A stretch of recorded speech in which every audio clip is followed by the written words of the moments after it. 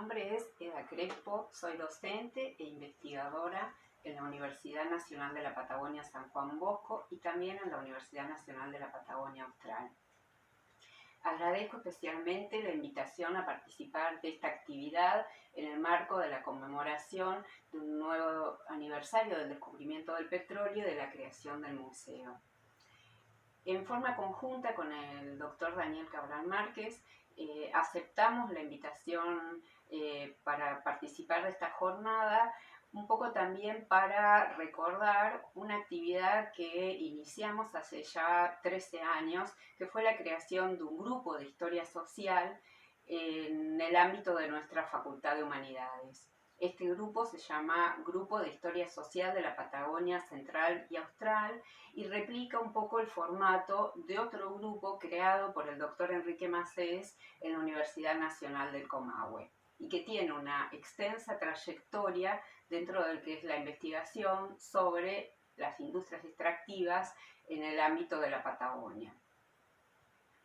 Ahora bien, ¿qué sabemos sobre las mujeres y el petróleo?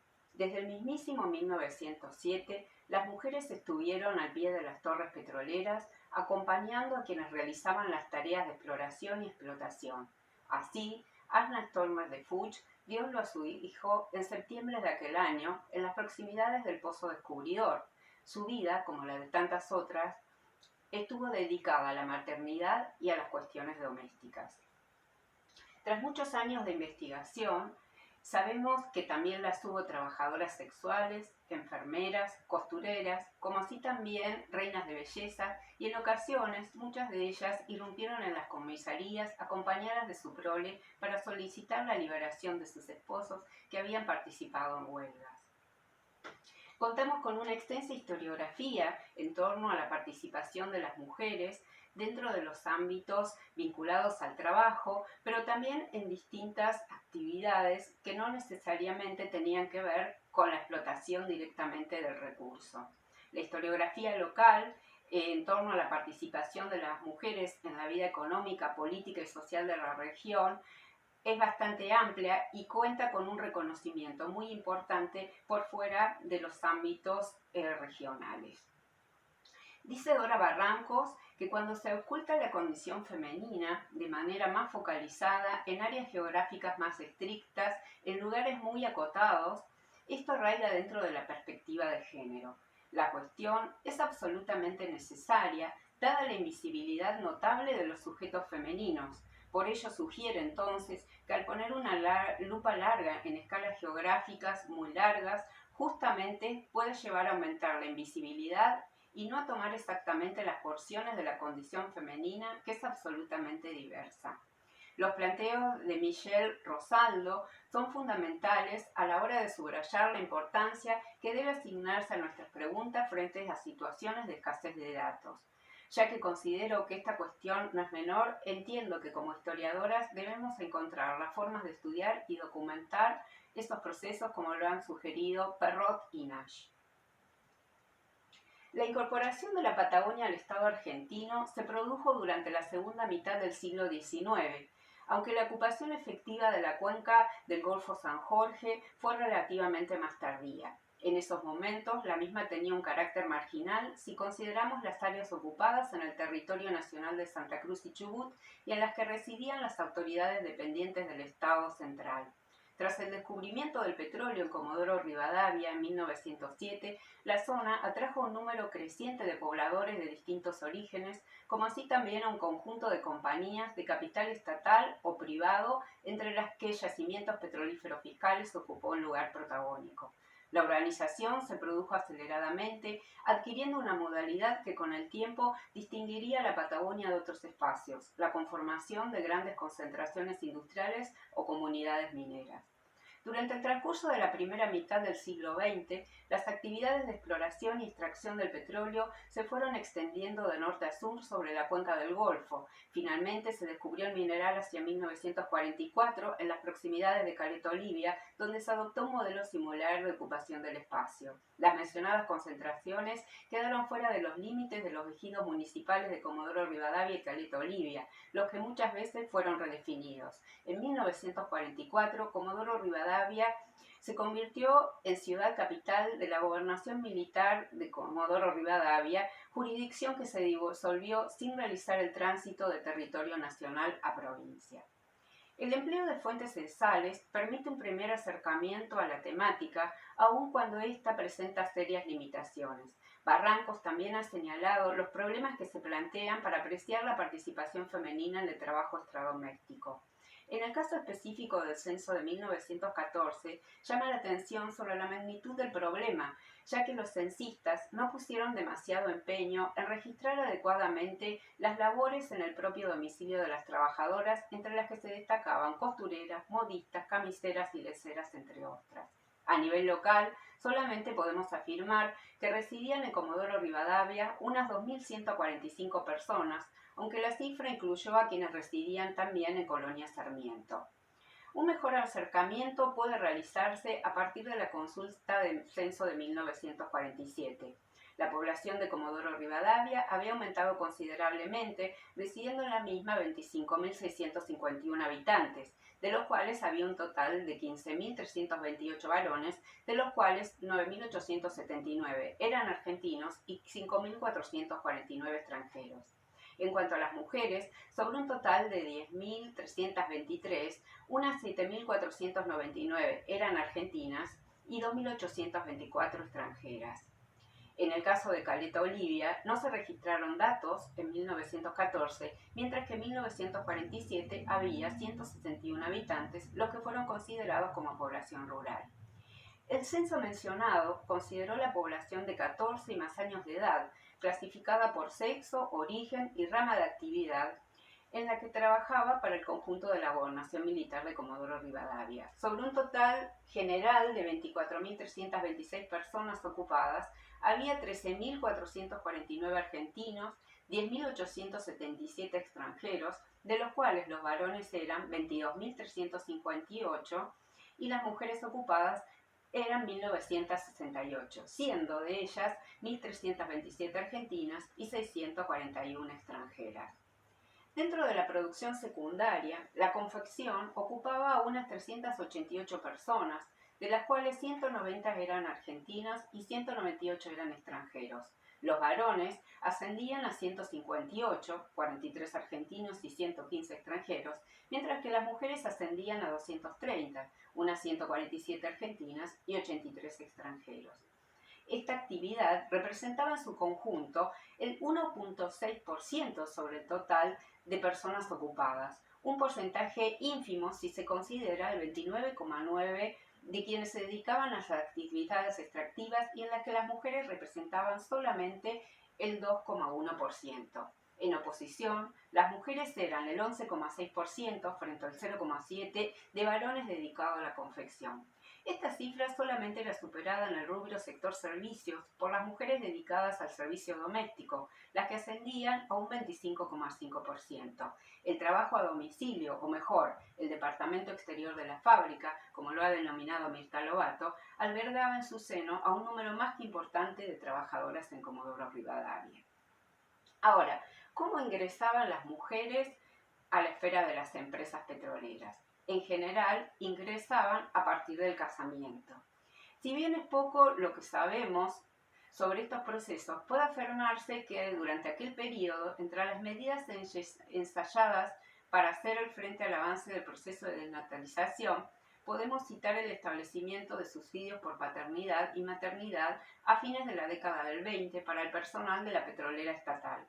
Como ha mostrado Graciela Ciselli, la empresa había habilitado un consultorio especial para señoras desde 1922 y si bien toleraba que las parturientas que eran asistidas en su domicilio se les cobraba 30 pesos, se promovía que por razones de higiene se atendieran en la maternidad del hospital.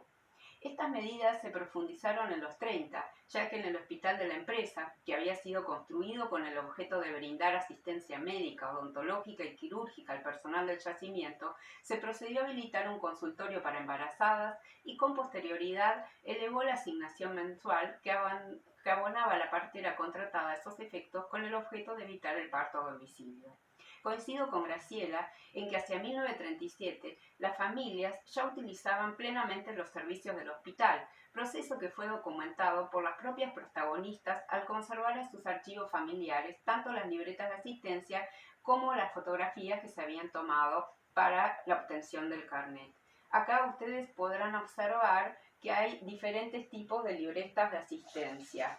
Como les decía, las mujeres ingresaban a la empresa a partir del casamiento. Acá tenemos a Irma Cuestas de Oreste, que estaba casada con Sebastián Oreste, uno de los fundadores de la cooperativa del personal de los yacimientos petrolíferos fiscales, y vemos también a Irma con 2 de sus hijos. Estas libretas de asistencia, que serían los equivalentes a los carnets de obra social en nuestros días, tenían la imagen o la fotografía de la esposa y de alguno de los integrantes de la prole.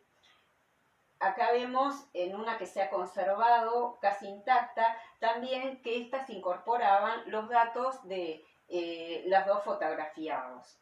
En el caso de los esposos, eran fotografiados en forma independiente, ya que contaban con libretas de asistencia médica en forma individual. En general, las familias han conservado estas imágenes, en muchos casos las han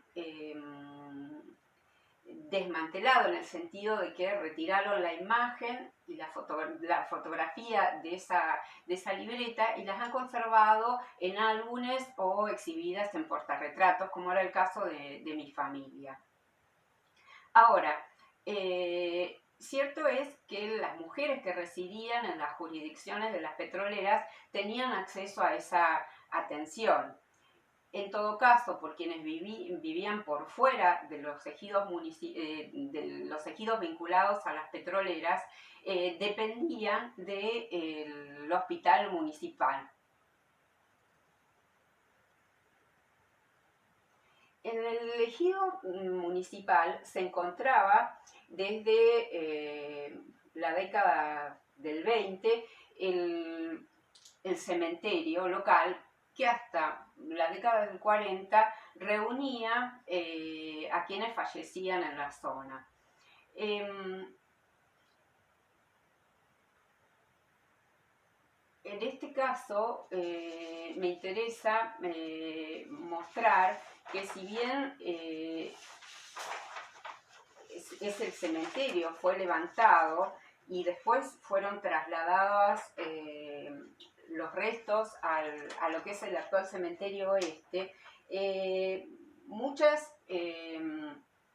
esposas, como el caso de Carolina Lestón de Tubío, fallecieron por infecciones a principios de la década del 30 y tiempo después también lo hicieron sus esposos, producto de accidentes en los campos petroleros. En el caso de Carolina y Antonio, cuyas tumbas estaban en el cementerio denominado El Viejo, bastante próximas, eran personal de la Compañía Ferrocarrilera del Petróleo.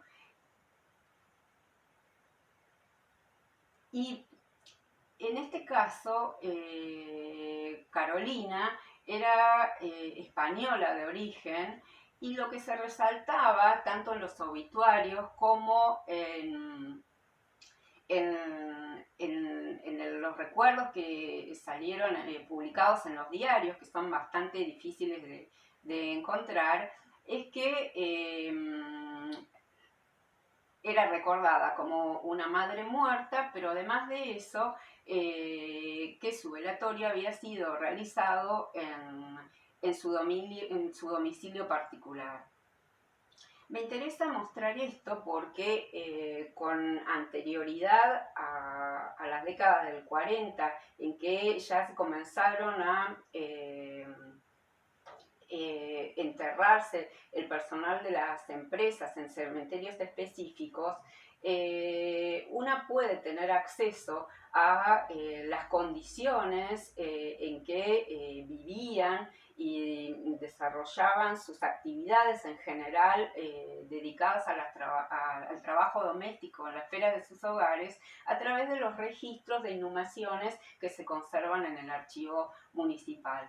En muchos casos las mujeres fallecían por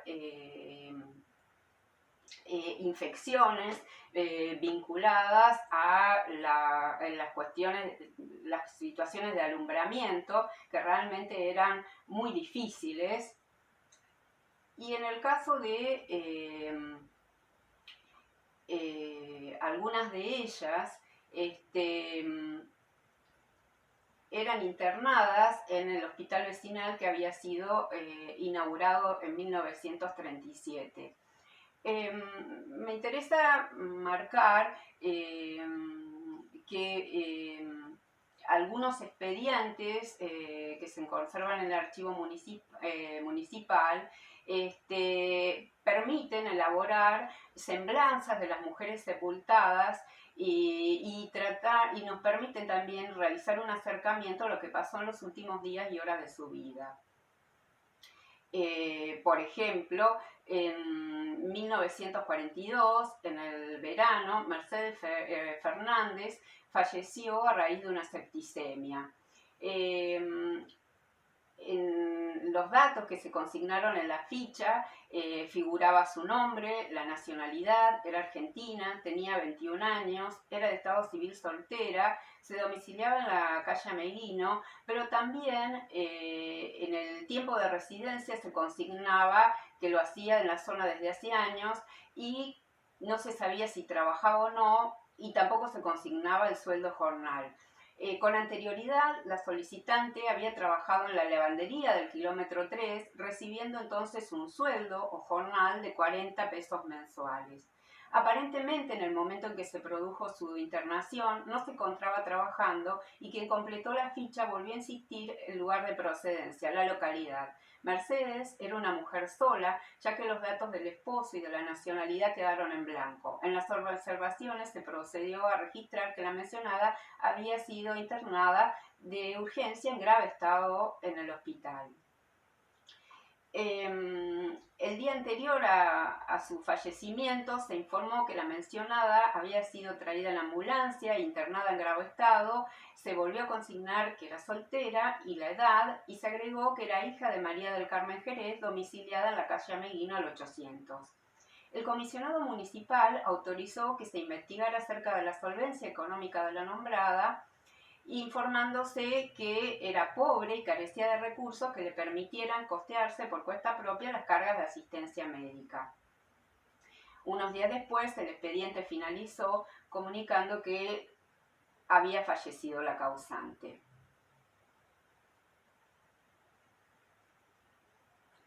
La muerte de Mercedes Fernández nos permite realizar un acercamiento a la forma en que se producían las hospitalizaciones de las mujeres de la zona, en este caso de una trabajadora. Según Ana Infeld, durante aquel periodo fueron las madres pobres mayoritariamente quienes resultaron favorecidas por el otorgamiento de bienestar mínimo otorgado por el municipio de Comodoro Rivadavia, aunque a partir de los años 40 se controlaron con mayor firmeza los casos de maternidad de mujeres menores de edad, con el fin de establecer elementos que permitieran juzgar su moralidad. La certificación del estado civil y la domiciliación adquirieron relevancia.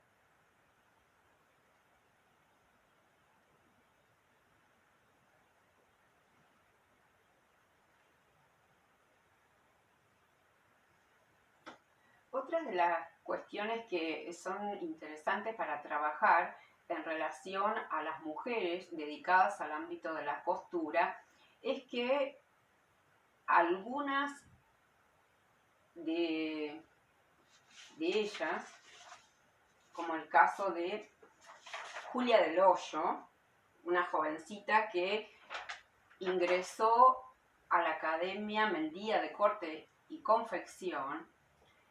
Su familia provenía de la zona de Caleta Olivia y Julia, en forma conjunta con Sara del Hoyo, pertenecían a una familia española radicada en las inmediaciones de Caleta Olivia. Esta academia, que se ubicaba en la jurisdicción de Comodoro Rivadavia, servía para permitir que las jóvenes que terminaban la educación primaria adquirieran las habilidades o los saberes que las formara como costureras.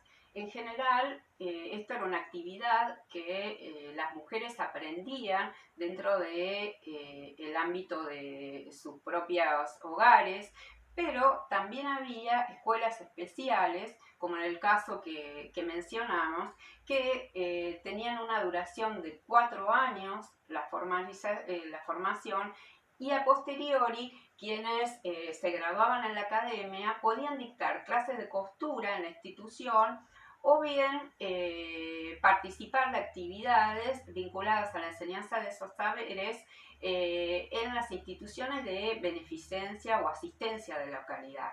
En el caso de Julia del Hoyo, ella ingresó a la esfera de la empresa o de las petroleras tras su casamiento, y Julia también reunió una característica que tenían las jovencitas de esas décadas, que es la de haber participado como reina de belleza en las ceremonias que se organizaban en la zona.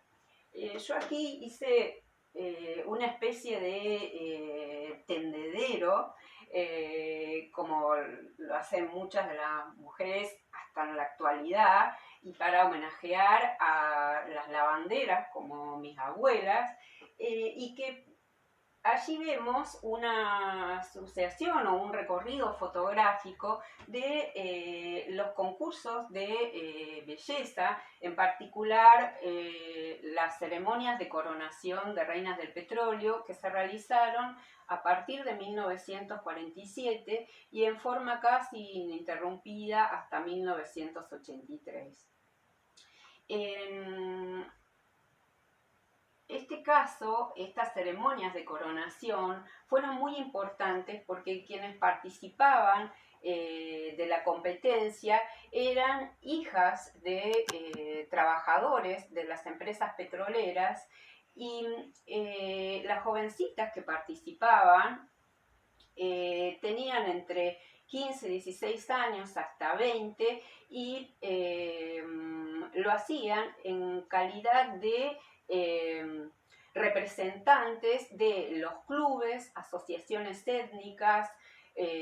También podían hacerlo representando a las compañías petroleras. Las competencias eran casi como si fueran unas competencias deportivas similares al fútbol, que se iniciaban a partir del mes de septiembre, y esas competencias se hacían en bailes que se hacían en los clubes sociales de la zona y finalizaban en una gran ceremonia de coronación que se realizaba entre el 12 de diciembre y el mismo 13. Tenían una espectacularidad muy importante, sobre todo porque las candidatas desfilaban en carrozas que se confeccionaban para estos eventos, y las ceremonias predominantemente fueron realizadas en los estadios cuando las condiciones climáticas así lo permitían, y también como integrantes del jurado que nombraba a las reinas tenemos la participación, y ahí está en el medio de las imágenes de este recorrido, la madre del entonces presidente Juan Domingo Perón. Estas ceremonias eran una suerte, como les decía, de competencias futbolísticas, y quienes resultaron coronadas eran unas heroínas populares que en realidad eran elegidas por quienes eran los integrantes de los clubes o de los gremios a quienes ellas representaban, y en general las jovencitas eran atraídas por este tipo de actividades porque hasta fines de la década del 50 les permitía superar las esferas de los hogares, que era el ámbito en las cuales buena parte de ellas desarrollaban sus vidas. Sobre todo porque tras la escolarización primaria, que era la obligatoria, en muchos casos ellas quedaban dentro de las esferas del hogar porque se promovía el rol de reinas del hogar, como se denominaba, y era muy difícil que luego de esas competencias de belleza, ellas permanecieran dentro del mercado laboral. Para ir finalizando el periodo, quería mencionar que se ha trabajado bastante la incorporación de las mujeres como trabajadoras hacia el interior de las empresas, desde fechas que yo diría bastante tempranas.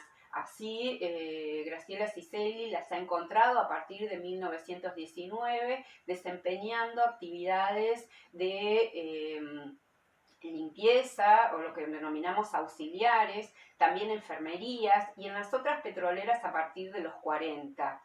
Y en el caso de trabajos como secretarias, vemos que ese tipo de actividades fueron ampliándose y permaneciendo las jovencitas luego de los 50 y la década del 60. Pero fundamentalmente me interesa subrayar que buena parte de las mujeres vinculadas a la industria estaban, insisto, vinculadas a través de las esferas que tenían que ver con sus vidas personales. Esto es, el casamiento o porque fueran hijas o hermanas. Y en el caso de las esposas, su rol fundamental era el ejercicio de la maternidad y las labores domésticas.